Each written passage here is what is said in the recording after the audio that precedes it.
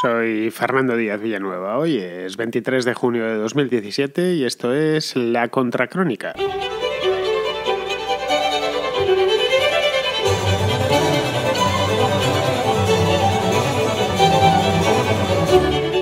Ayer Emmanuel Macron dio su primera entrevista como presidente de Francia. Sí, ya sé que lleva más de un mes de presidente, pero no había dado ninguna entrevista, ni en Francia ni en ningún otro sitio. Se ve que quería hacer algo a lo grande y efectivamente la entrevista que dio ayer pues fue a lo grande. Se publicó simultáneamente en 8 periódicos europeos. En España lo dio El País, que es donde lo leí yo, pero sí además en otros 7 periódicos de 7 países diferentes. Os los digo ya por pura curiosidad, por si la tenéis. Esta entrevista la dio también Le Soir en Bélgica, The Guardian, que es un periódico del Reino Unido muy famoso, la Gaceta di Borsa, que es de Polonia, el Corriere della Sera de Italia, Le Temps, que es un periódico suizo, el Süddeutsche Zeitung, que es de Alemania, y Le Figaro en Francia. Como veis, quiso cubrir los principales países de Europa, o por lo menos los que más relación tienen con Francia. El tema estrella, como os podéis imaginar, pues fue la Unión Europea, la crisis europea y la manera de superar la crisis que atraviesa Europa desde hace ya unos cuantos años. O no digo sí, bueno, sí, Europa en general y la Unión Europea en particular. Macron es un tipo joven, tiene solo 39 años y en política eso es ser un bebé prácticamente. Es un tipo joven y ambicioso que quiere y aspira, y es lo que se extraía de la entrevista de ayer. Yo la leí por la mañana, la leí en El País, lógicamente, y aspira a ser el salvador del proyecto europeo que, como todos sabemos, no atraviesa por su mejor momento. El problema de esto es que no depende solo de él, por lo que podría terminar siendo su enterrador. Es una posibilidad relativamente remota, pero la posibilidad está ahí. En fin, yo creo que llega en un momento bastante bueno, en el momento adecuado, cuando lo peor ya ha pasado. Lo que no sabemos es si lo peor volverá.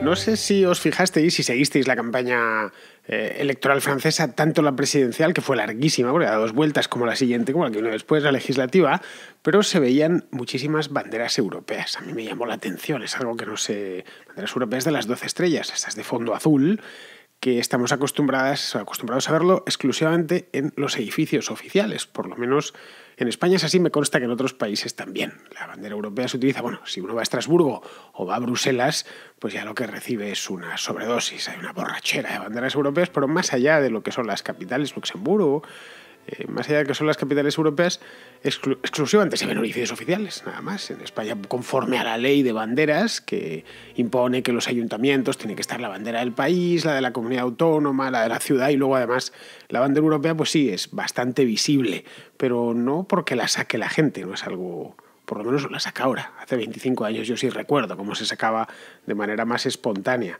Pues bien, en estos mítines no era algo oficial, es decir, no les habían puesto las banderitas en la mano, ni les estaban pagando, ni nada de esto. Es decir, no estaban colocadas ahí por un burócrata para cumplir con un reglamento, como sucede en los ayuntamientos españoles, por ejemplo, sino que eran algo, digamos, relativamente o espontáneo. La gente lo había querido llevar, los que apoyaban especialmente a Macron, pero no solo.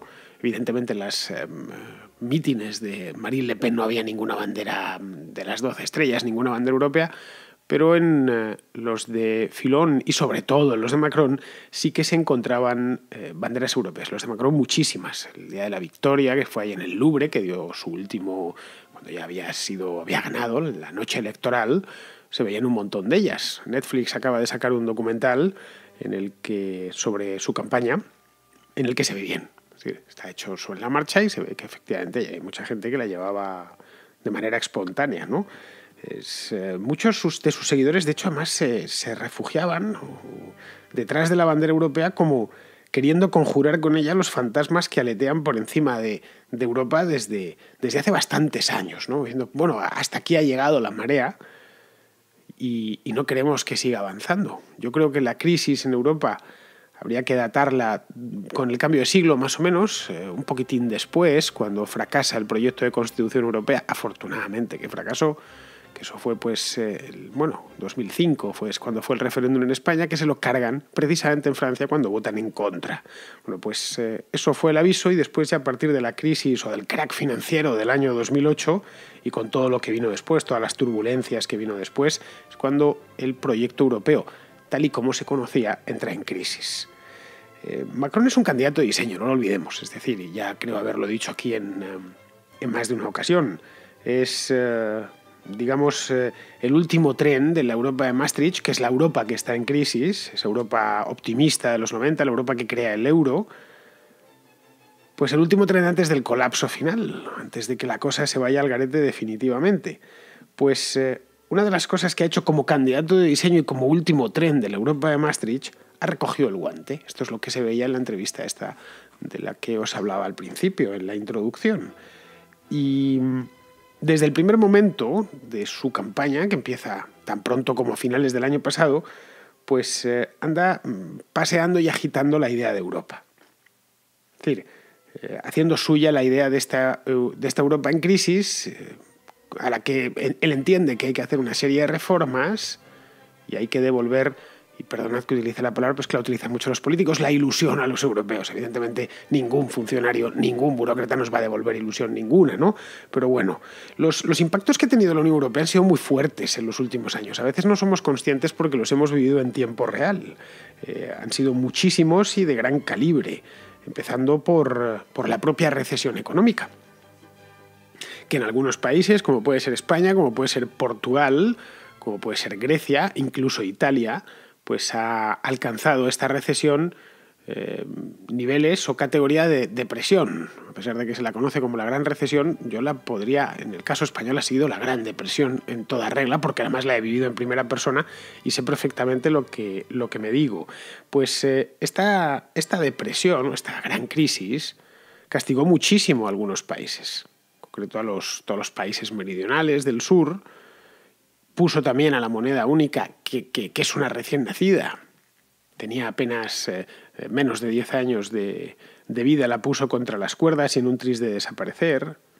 Hizo que se replanteasen muchos consensos que había en Europa desde hacía ya un montón de años, sobre todo a partir de la crisis de los refugiados, que fue ya en el año 2015.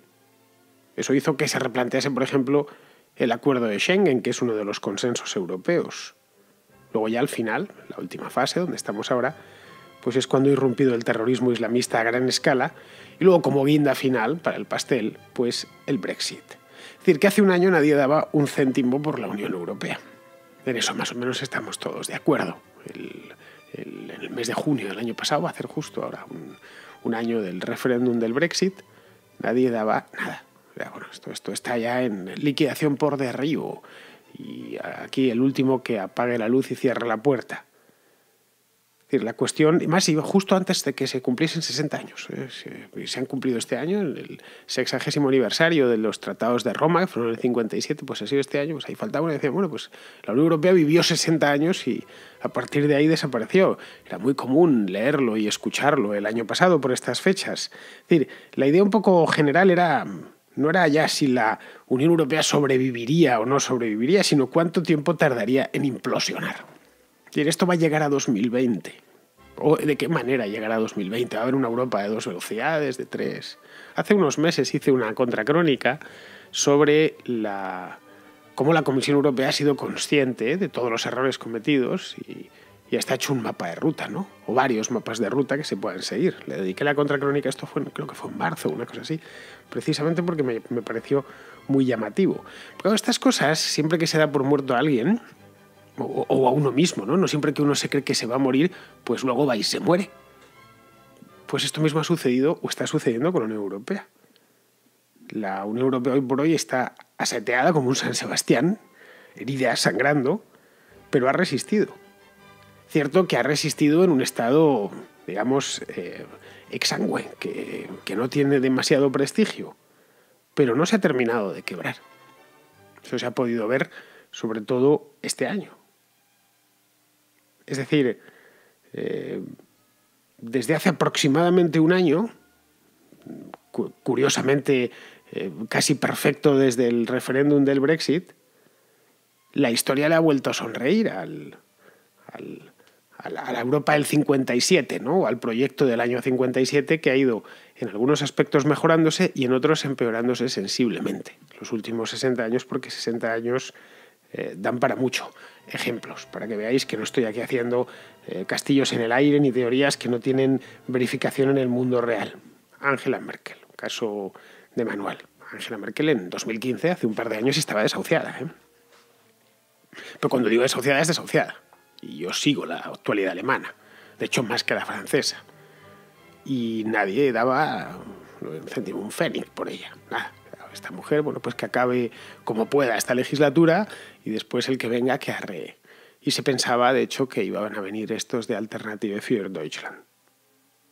Hoy, sin embargo, han pasado 2 años de aquello, especialmente esto coincidió con la crisis de los refugiados, en el verano de 2015, pues hoy Merkel encara con casi todas las garantías su 4ª victoria consecutiva, que si nada cambia la tendrá, vamos, dentro de exactamente 3 meses. Las elecciones federales alemanas son a finales de septiembre, así que sí, justo, julio, agosto y septiembre. La 4ª victoria consecutiva. No olvidemos que Merkel lleva de canciller desde el año 2005, que ha llovido bastante desde entonces. Estamos hablando de 12 años, que en política es una eternidad. Muy pocos pueden decir en Alemania lo mismo. Pues Helmut Kohl, que acaba de morir, por cierto, y poco más. Podemos seguir en otros países, en España, por ejemplo. En España el partido anti-europeo o euroescéptico, por antonomasia, que es Podemos, son nuestros populistas locales, pues no han terminado de salirse con la suya. No consiguieron hacerse con el poder en diciembre de 2015 y en junio de 2016, hace también exactamente un año, se quedaron todavía más lejos. En Holanda lo vimos en el mes de marzo. Hice, de hecho, contracrónica dedicada. Geert Wilders chocó con una violencia inusitada contra el muro de las legislativas, bueno, contra sus propios votantes, que él se veía también ya ganador y habían hecho... Os he comentado esta reunión de Coblenza del mes de enero varias ocasiones porque en el mes de enero todo el mundo pensaba que la cosa iba por ahí y que este iba a ser el año de los Geert Wilders, las Marine Le Pen y compañía. Pues no está siendo el año de ninguno de ellos. Podemos mirar a nuestro lado, a Portugal. Portugal ganaron los socialistas, como bien sabemos, pero están siendo unos socialistas un tanto sensatos para lo que esperábamos, es decir, que al final Costa no ha sido Tsipras, ni muchísimo menos. Su plan de estabilización, pues parece que está por ahora funcionando. No digo que sea el mejor gobierno posible el de Costa, pero al menos no han hecho ningún tipo de locura. En Francia ha ganado Macron. Es otra muestra más. Podríamos seguir. El caso incluso de Grecia, que hace... pues 2 años y medio, cuando Syriza se hizo con el poder, aquello iba a ser, pues que no vamos a pagar la deuda, esto ya... Bueno, Europa se tiene que replantear de desaparecer. Y en el verano de 2015, acordaos, decidieron doblar el lomo y hacer lo que no les quedaba más remedio que hacer. Es decir, lo mismo que había hecho antes Papandreou o que había hecho antes Samaras. Y es ajustarse el cinturón y, no voy a decir vivir con lo que recaudan, porque eso el gobierno griego directamente es incapaz, pero al menos no hacer locuras y desde luego no amenazar con impagos o con cargarse el euro. Vamos, el caso de la derrota de Marine Le Pen en las presidenciales y ahora en las legislativas creo que ha sido el más simbólico de todos, porque este iba a ser el año de Marine Le Pen. Si iba a ser el de Geert Wilders, pues imaginaos el de Marine Le Pen, que se había convertido además en la archivillana número 1 de Bruselas y de toda la burocracia bruselense. Bueno, y por último, no solo esto, tenemos el tema del Brexit, que se les está empezando a indigestar a los británicos, o por lo menos al gobierno británico, y que por ahora lo único que ha traído ha sido muchísima incertidumbre, unas elecciones anticipadas que acaban de celebrarse y el resurgir del laborismo más montaraz representado en la persona de Jeremy Corbyn.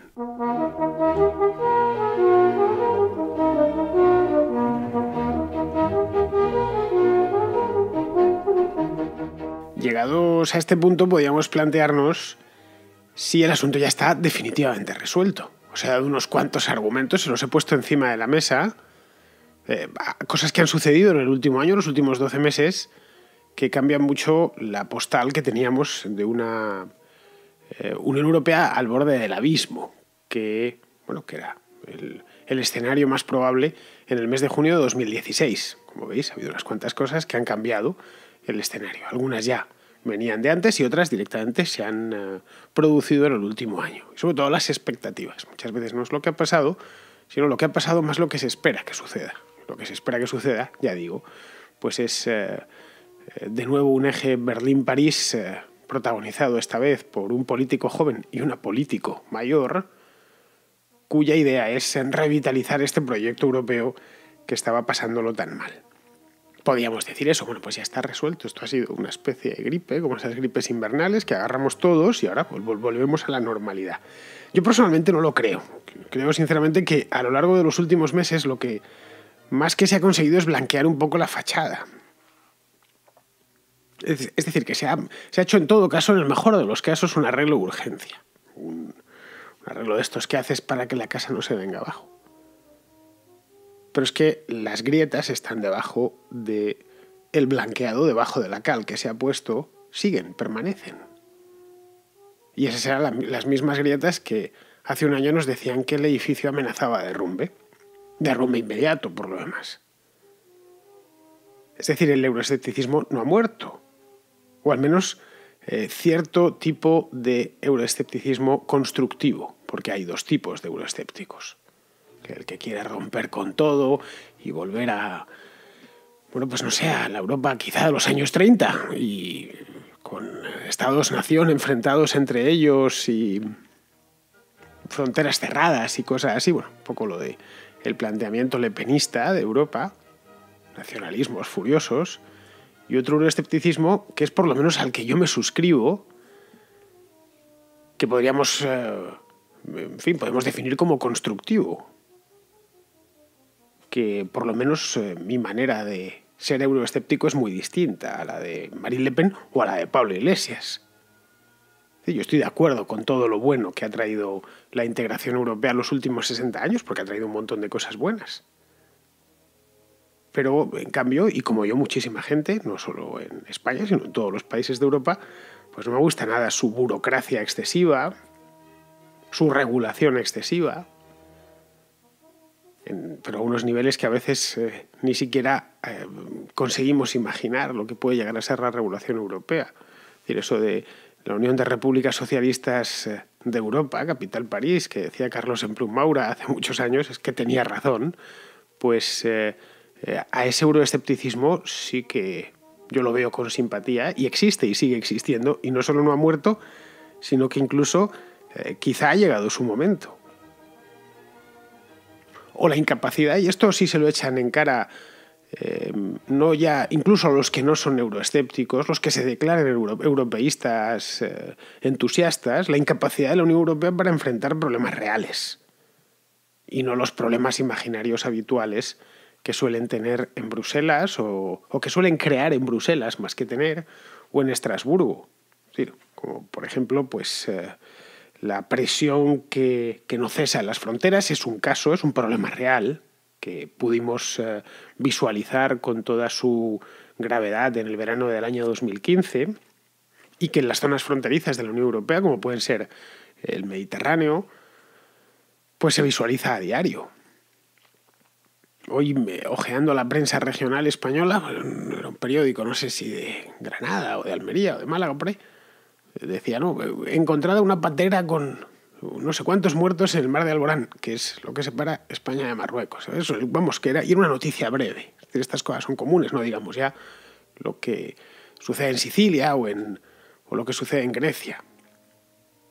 Es decir, esa incapacidad absoluta para responder frente a la presión fronteriza, ya sea presión fronteriza pacífica, como es el caso de los emigrantes que vienen a labrarse un futuro en la Unión Europea, como la presión fronteriza no tan pacífica, que se suele transmutar en la amenaza islamista que está costando muchas vidas y un montón de nervios, intranquilidad e incertidumbre en toda Europa desde hace Pues bueno, desde que empezó la última oleada, fue curiosamente en 2015, y los atentados de Charlie Hebdo en París.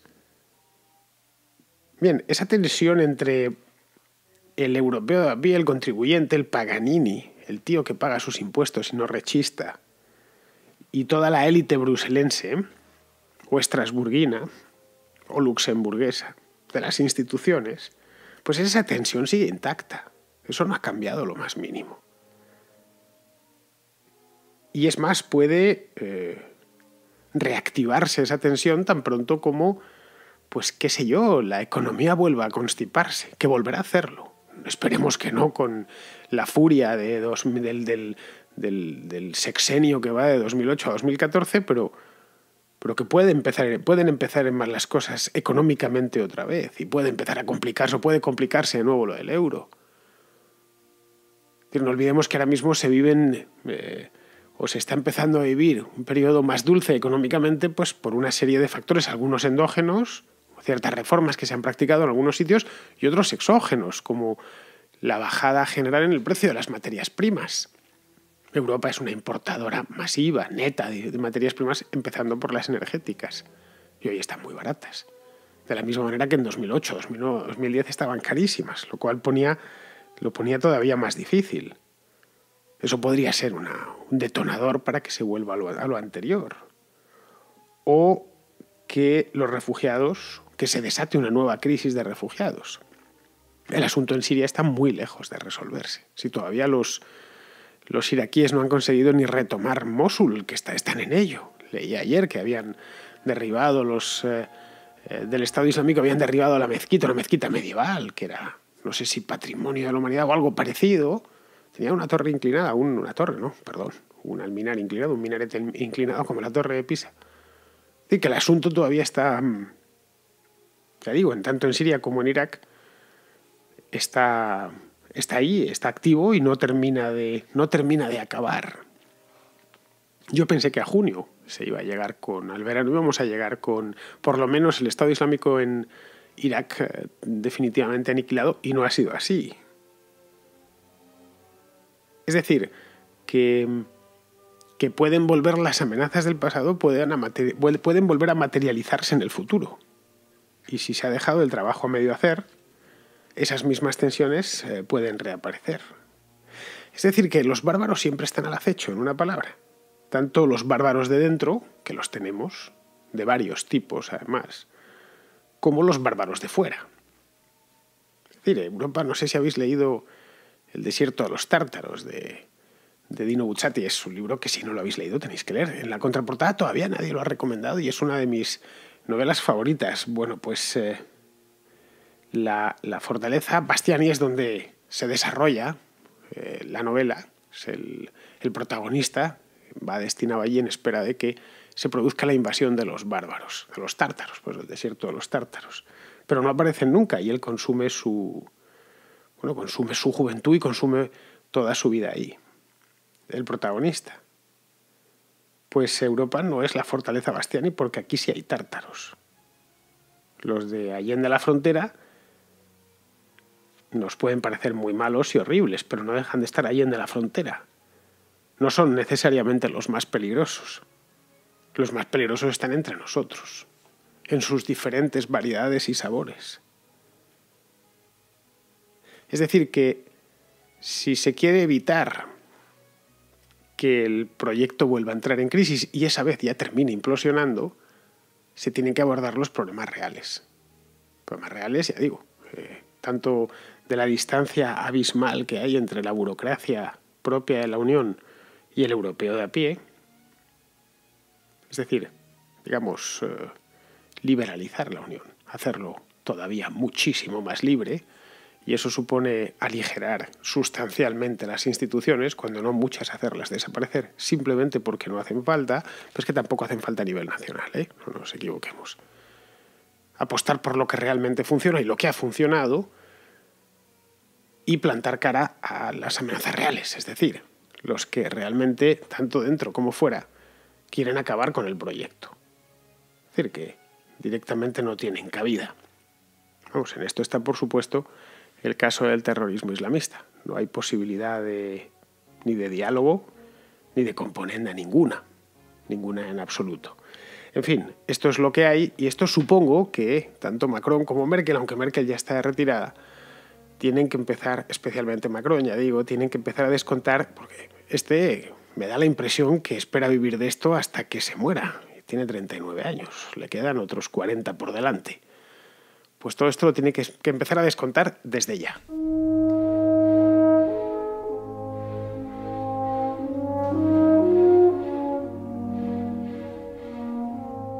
Nos dejamos ayer una llamada, un mensaje de Pedro de Tenerife, simplemente porque es que no cabía por cuestiones de tiempo y quería responderlo con tranquilidad y con enjundia, como se merece, porque es un tema interesante el que nos trae Pedro. Y hoy ya pues prometí traerlo, es decir, pasarlo de un día al siguiente. Y hoy lo vamos a escuchar y vamos a poder reflexionar sobre este tema, no voy a decir todo lo que nos dé la gana, pero sin más tiempo, porque hoy nos quedan todavía unos minutillos de programa. Bien, Pedro, que es de Tenerife, ya digo, nos quiere hacer una reflexión, apuntad bien, el tema es muy ambicioso, sobre la globalización. Más que una pregunta, se trata de una reflexión que yo suelo hacerme a mí mismo y lo suelo ver en distintas personas, con distintos amigos de diferentes ideologías, aunque desgraciadamente más de izquierdas que liberales. Y es lo que es la globalización. O sea, conozco a bastante gente, más de la que me gustaría, que están en contra de la globalización, pero a la hora de la verdad no te ofrecen soluciones más que volver a lo que había antes, cuando eso es imposible. Vamos, o al menos lo creo yo, porque lo que había antes era medio mundo, ya sea China y Rusia, pues fuera del mercado y no producían, no competían. Y ahora pues están en el mercado. ¿Qué hacemos? ¿Los borramos del mapa a los chinos? Quieren volver a algo que es imposible. Y esto un profesor de economía que conozco me lo explicó muy coherentemente. Me dijo algo así como querer volver a eso, querer que eso vuelva, que el mundo sea así, es como si yo quisiera ver la última de Star Wars en VHS. O sea, es imposible, porque sería muy ineficiente y porque es imposible. O sea, no puede ser. ¿Por qué crees tú que estas personas siguen R que R con la vuelta al pasado, cuando técnicamente es imposible? Venga, muchas gracias. Pues a ver, Pedro, estar en contra de la globalización, los que están en contra de la globalización, que no es cosa de ahora, no pienses que esto es una cosa que ha aparecido en esta década, esto viene de los años 90 ya, pues básicamente desde que cayó el muro, cuando los anticapitalistas se encuentran sin un régimen o sin una idea de sustitución, bueno, pues al menos digamos destruyamos lo que representa el capitalismo o su obra más la más reconocible, desde luego, que es la globalización, y luego ya veremos lo que ponemos. Bien.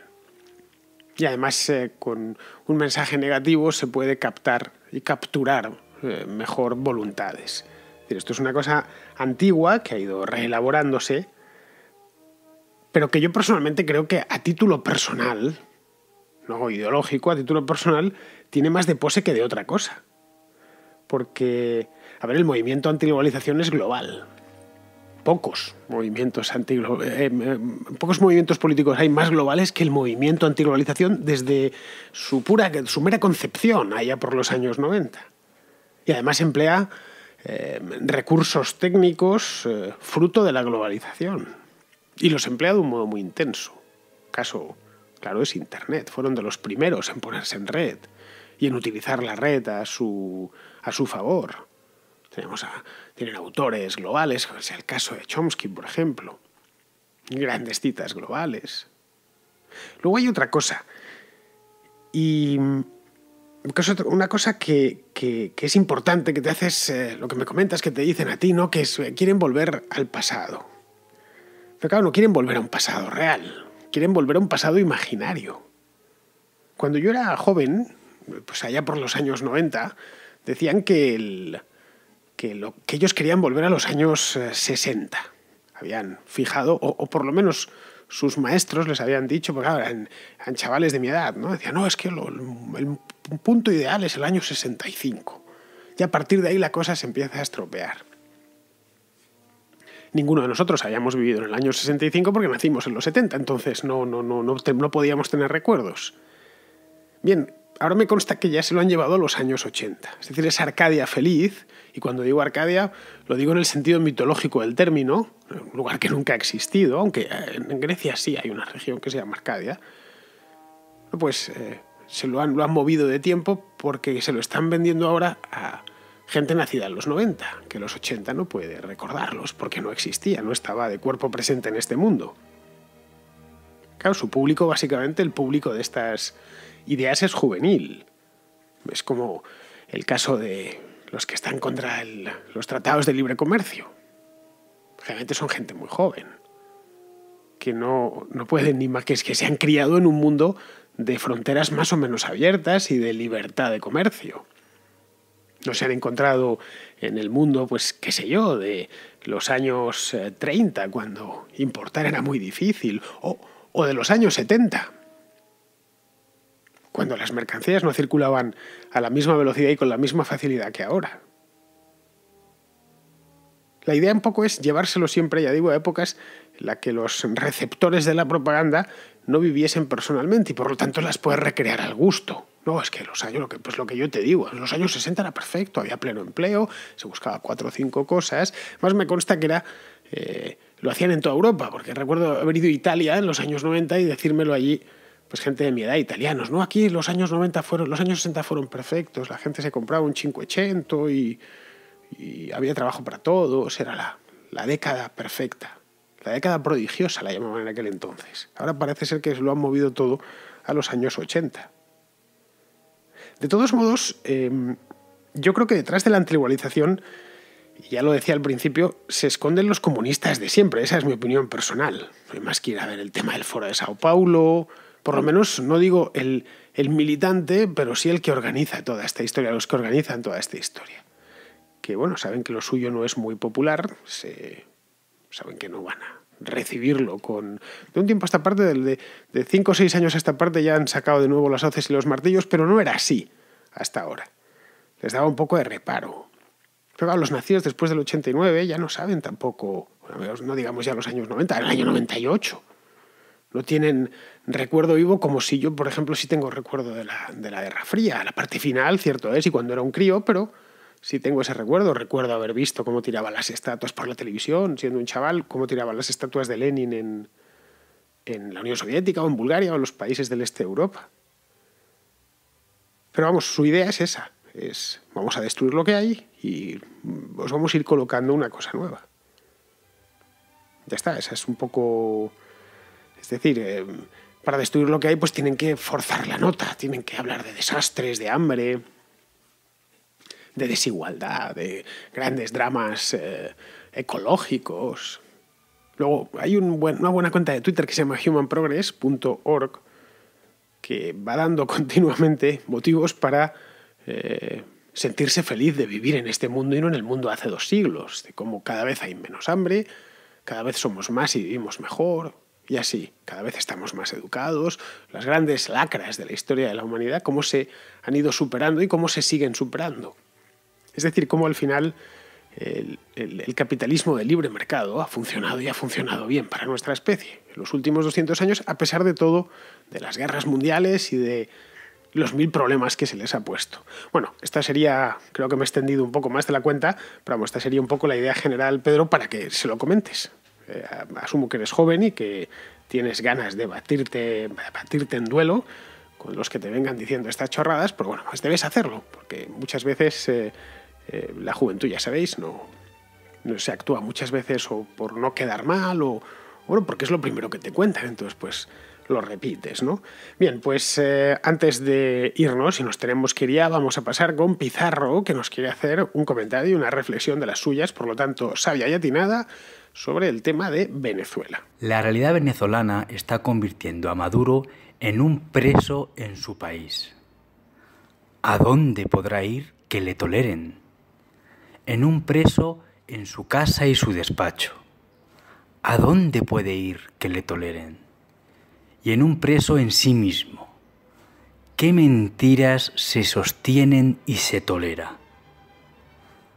Cada vez menos países y con peor disposición. Cada vez menos calles donde pasear sin su guardia pretoriana. Y cada vez discursos más incoherentes e intragables. Los jinetes están pisoteando a los venezolanos, pero adivina a quién arrastran sujeto por los pies. Pues muy bien, queridos amigos, con esto ya hemos terminado por hoy. Ya sabéis que hoy es viernes, mañana es sábado, mañana advierto habrá Contraplano, que tengo un porrón de películas nuevas, tuvimos Contraportada la semana pasada, y mañana tendremos el programa de cine, así que ya sabéis, si os gusta escuchar la Contracrónica los fines de semana, ya sabéis que el sábado es el programa o de libros o de cine, el de mañana será de cine, así que, queridos amigos, hasta mañana.